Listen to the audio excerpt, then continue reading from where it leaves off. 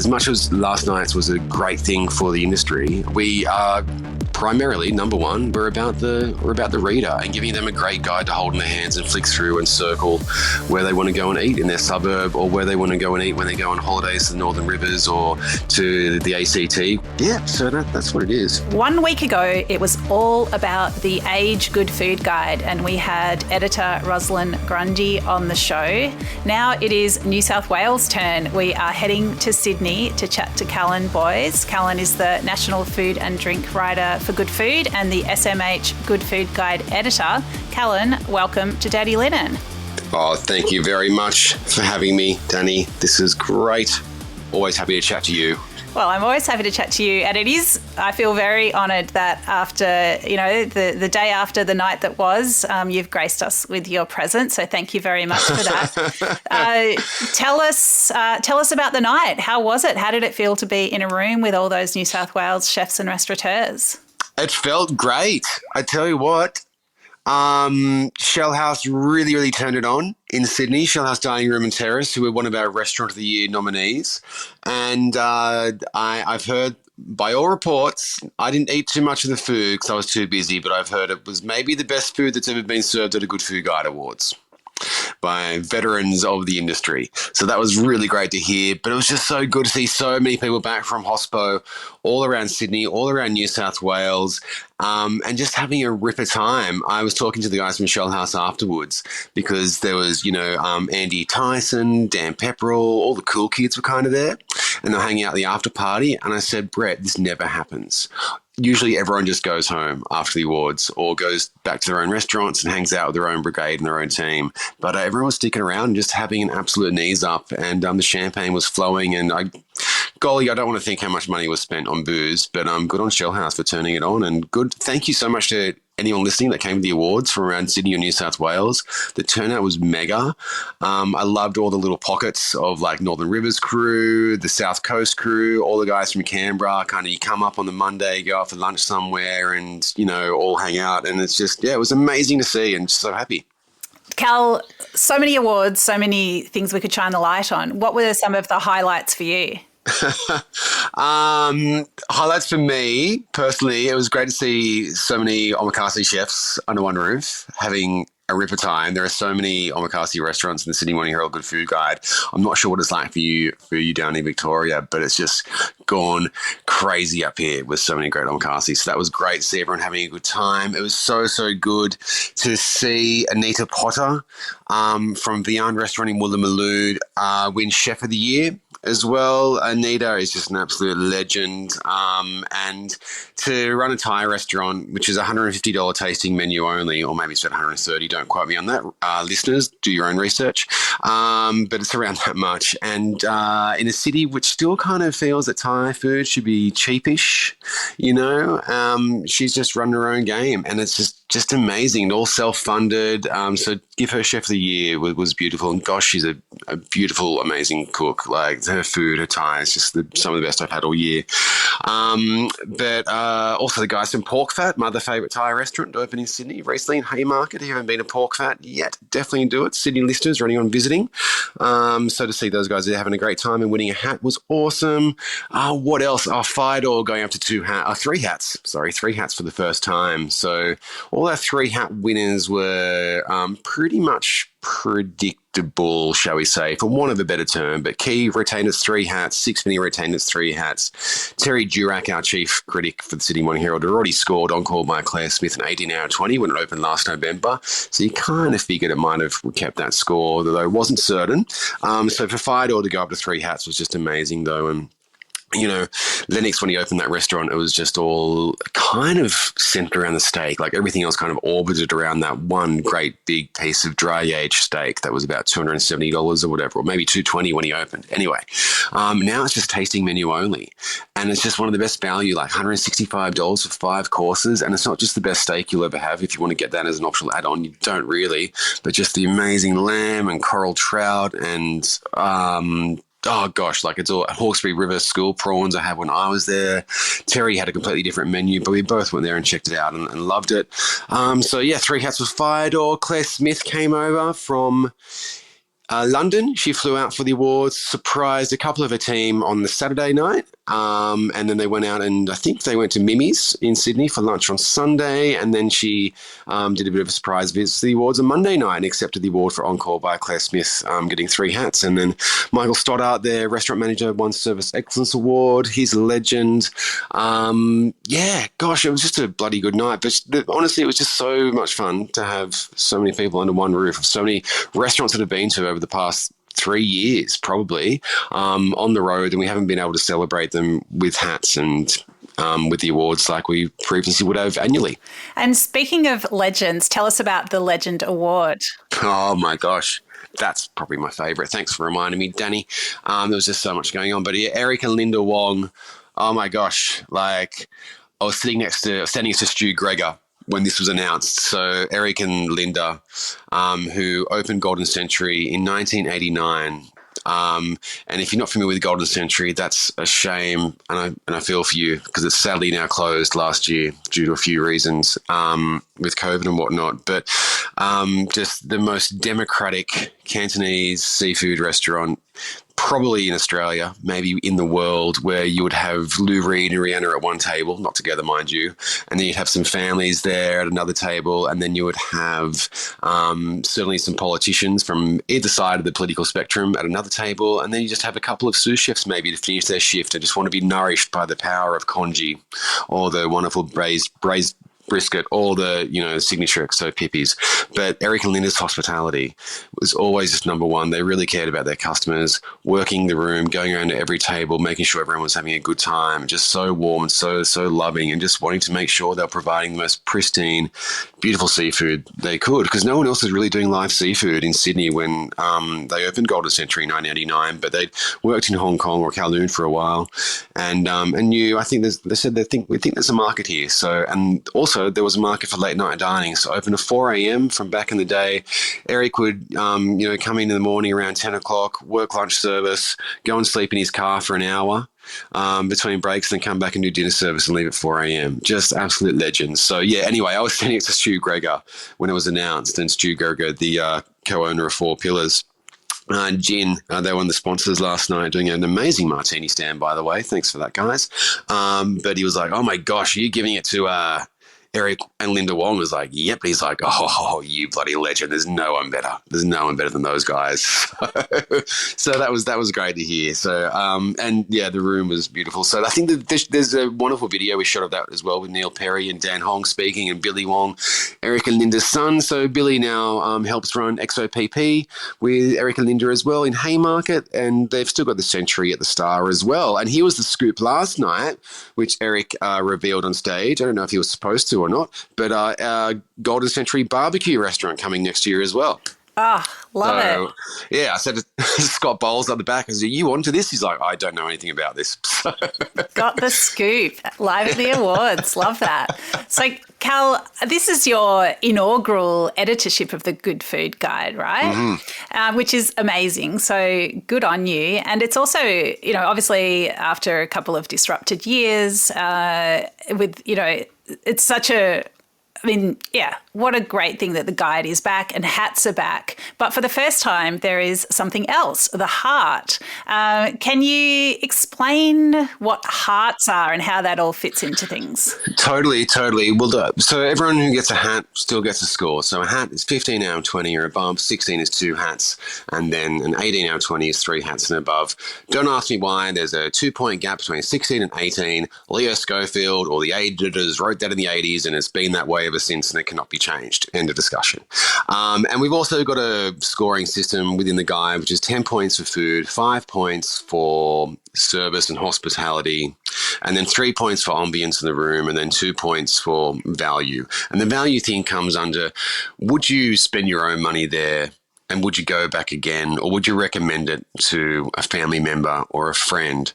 And it comes to things like a lot of places, they might be, say, a 14 or a 15 maybe, but technically they're not that fun and interesting though, and you don't really want to go there and spend your own money. Like, it's fine.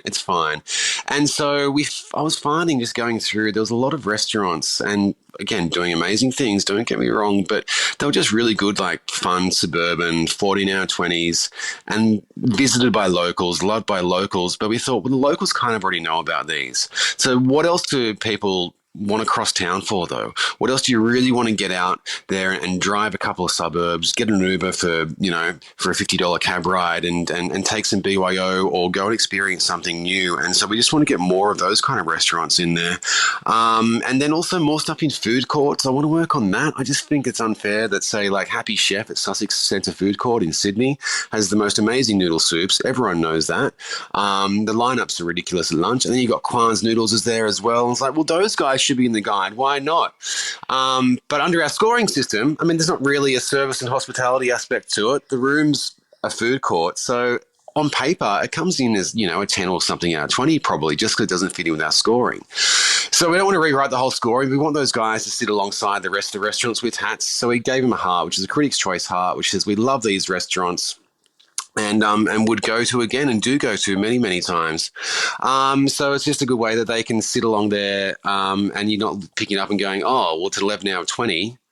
Well, I don't want to go there. It's like, yeah, but this is like the best, gnocchi you might have or the best wood-fired pizza just because you're eating out of a cardboard box like at Westwood Pizza in Newtown. And I think there's 6 seats at Westwood, but it's the one pizza everyone's talking about. So how do we get that in the guides? The heart was kind of to work around that.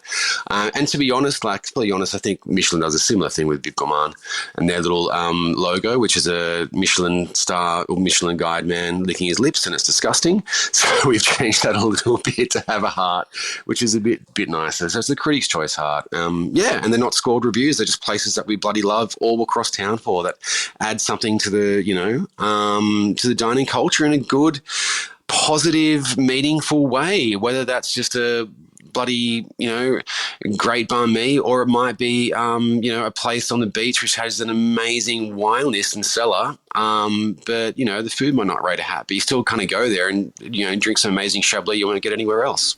It's so interesting because, the way that you describe it, and it's the reality of a finite publication, like some places just do miss out. And as you say, they're worthy, but they're not in this sort of matrix. And there has been, over the past week since the Vic Guide came out, there's been some restaurants that were omitted. Probably, if there was endless space, they'd be in there. It's so hard. Like, how do you deal with that practically, but also emotionally?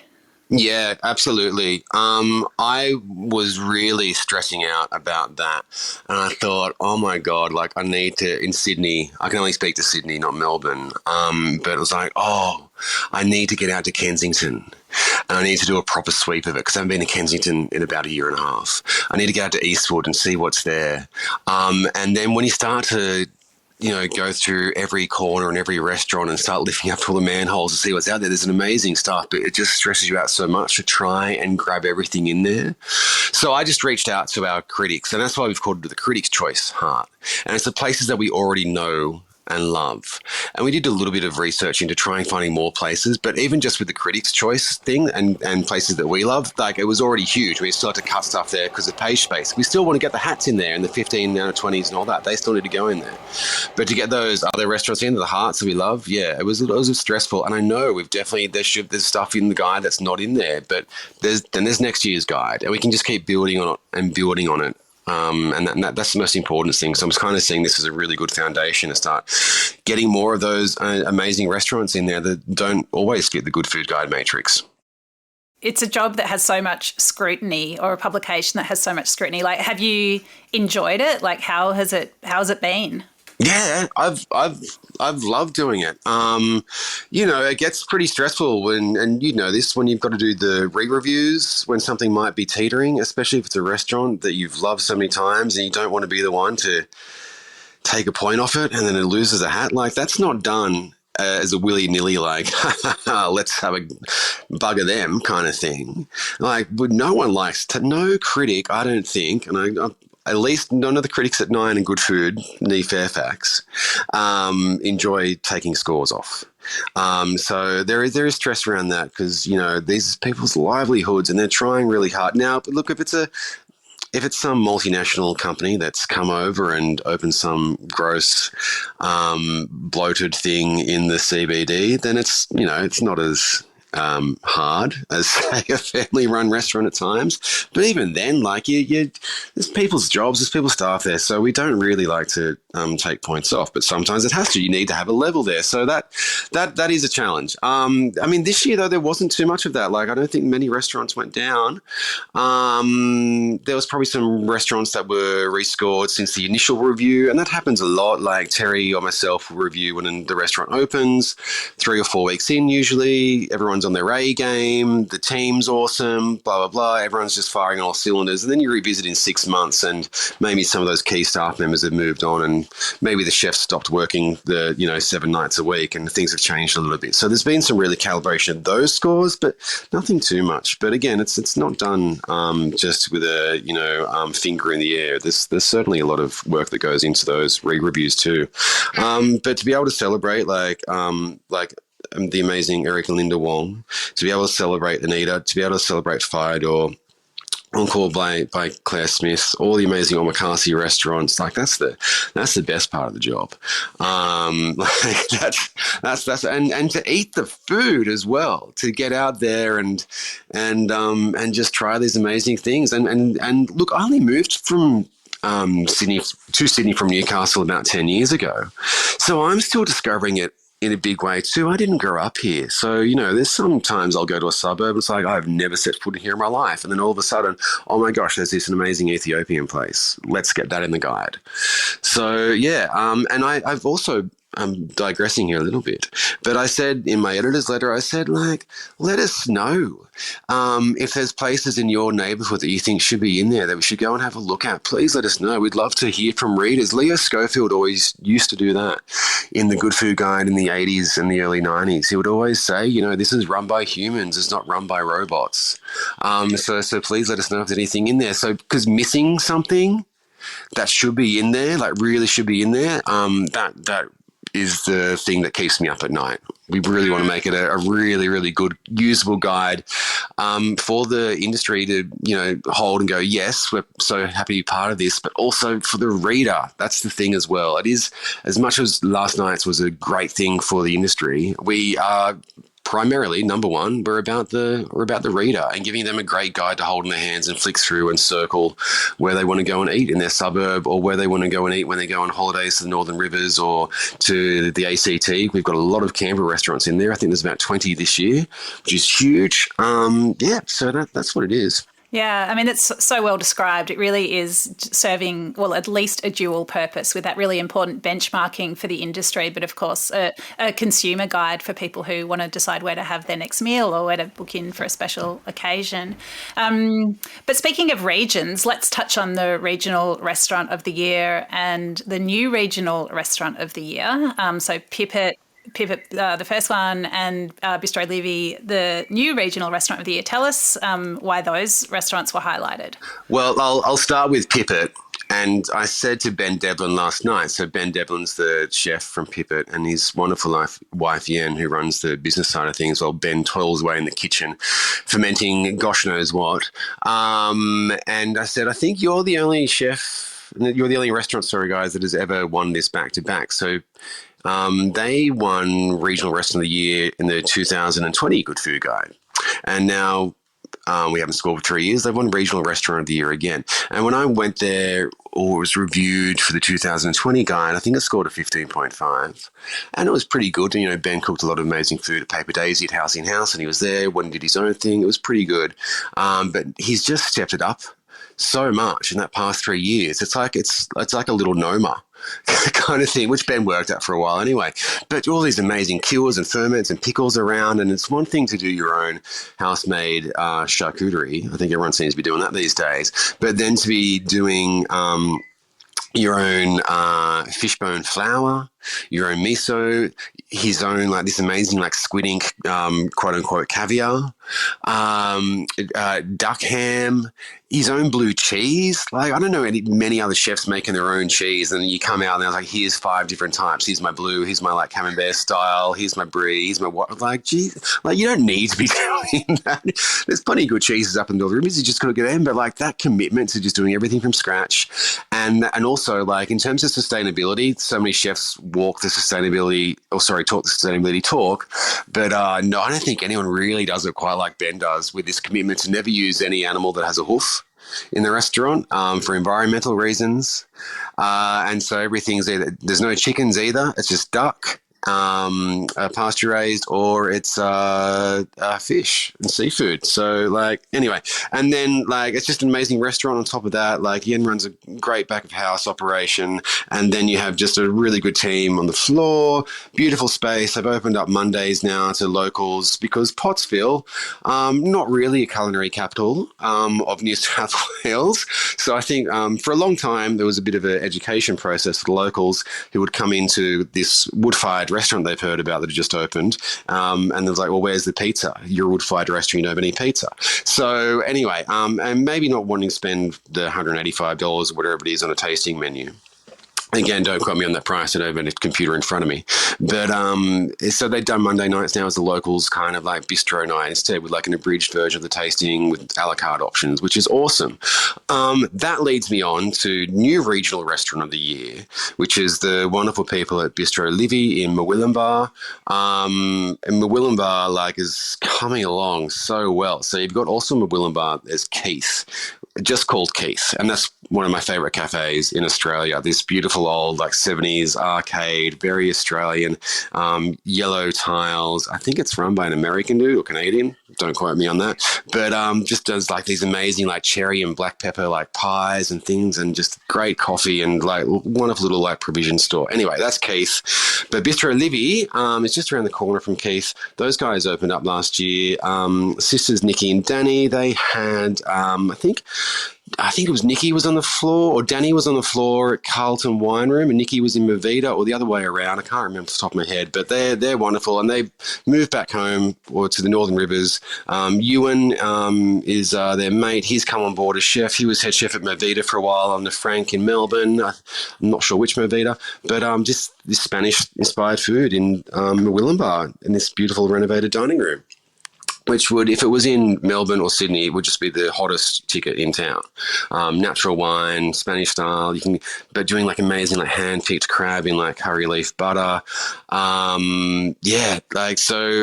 what it is here's my thing, here's my tangent, that it's kind of made for locals in mind. It's the kind of place, if you're a local, you can come down there on a Wednesday night, you can get a couple of anchovies, maybe a little bit of bread, maybe a main, and have a martini and one glass and go home. Or you can go there on the weekend with some mates and just buy a bottle of something silly and frivolous and just have an absolutely cracking long lunch.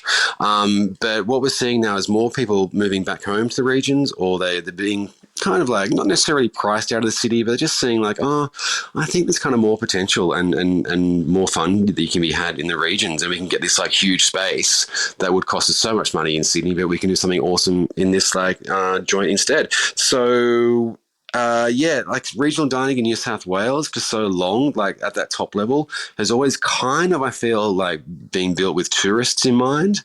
A lot of like wine country restaurants where you've got to like log in for a 5-course degustation for lunch, and it's like, well, I just want a quick bite to eat, which is something a little bit more than a sandwich, but a little bit less than 6 courses. And so we're seeing more of that happen around the state, which is great. So yeah, Bistro Livy, Murwillumbah, like one of my favourite dining experiences of the entire year. So yeah. So good to hear about that. And just a brief interlude to plug some previous podcasts we've done. So we did a lovely series called The Women of Pippet and spoke to some of the awesome front of house and back of house women that work in and around Pippet. And it's just such an awesome community that Yen particularly has created, just really showcasing and supporting women in their hospitality careers. So important. And also, we chatted to Ewan from Bistro Livy a while back, And yeah, I mean, that restaurant did not have an easy start, opened, got flooded, and so did Pipit. Pipit was flood affected as well. So these restaurants it's never easy, but they've had particular challenges. Northern Rivers has rebounded back so much. It's so wonderful to see. Like, it's just, we had, I think, 13 restaurants in the guide last time we scored, and now there's 20 for the Northern Rivers. It's just incredible. Super exciting. Now, Cal, you've said a few times on this show, don't quote me, but I'm going to now specifically quote you from the article in Good Food about these awards. And you say this: I do worry the top end of dining is becoming bloated with high-end bistros and brasseries with too much caviar on their hands, with the cost of living projected to get worse before it gets better. The beluga bubble may soon burst. Speak to that a little bit. I hear a lot that people's purses are tightening and that cost of living is a serious problem, and not just in Australia. This is globally, of course, in the Western world anyway. And then I go out to restaurants and it just seems there's more people buying whole lobsters and caviar and truffle supplements. Sometimes in a kind of like, we're just going to have a good time, it's a birthday party, and we're going to treat this as a very special occasion. Other times, just because you can and because you have the money, and it's starting to get all a little bit gross. I saw an Instagram recently of someone at a restaurant shaving truffles, like a waiter shaving truffles into a customer's mouth. And I thought, we're done. End of days. And just the whole caviar bumps thing, and it's just all getting a little bit gross. I'm all for restaurants making money wherever they can and wherever they need to. But I do just think, like, is this just becoming this, is this a one percenter kind of thing? I don't know, like, because I know, like me, like personally, like I'm a journalist, like I'm lucky to have an expense card to go out and charge. Well, not too many truffle supplements and caviar, that's for sure. I'd get in big trouble and start doing that. But, a reasonable amount of food to go to cross a review. But if I'm going out like on a journalist wage, which is pretty good, but not, amazing, I'm not affording that kind of level of food more than like once a month. So I'm just like wondering, how long can this last? Where's this money coming from? When is this 1%, who are going out buying all these lobsters, buying all these, ridiculously priced steaks, which again is probably worth it. Don't get me wrong. I know the price of produce is high, but I'm just thinking like, there's got to be a point where the bloated, ridiculous brasseries and bistros that seem to be opening up in CBD, it's going to come to it's got to stop some point. So where that is, I don't know, but just, looking at the economy and, looking at the projections of where the cost of living is definitely going to get worse before it gets better. At some point, it's just got to slow down a little bit, that indulgence, that conspicuous consumption. I think. I could be wrong. I hope I'm wrong. I want restaurateurs to make money, but it's just a little bit worrying. It feels like a little bit like Last Days of Rome style stuff sometimes. Yeah. I mean, it's really interesting, thinking back to people like Ben Devlin, I would say that is a kitchen that's built on no waste, like making the most of everything, like a reverence for produce, but certainly not a profligacy, like really, I'm sure the bins in that restaurant pretty much are empty. Do you know what I mean? And that's creating a really, a high level dining experience that's recognised by critics such as yourself, but it doesn't. So I feel like even from, maybe it's going to be pushed from the kitchen point of view, because they're dealing with costs just like their customers, and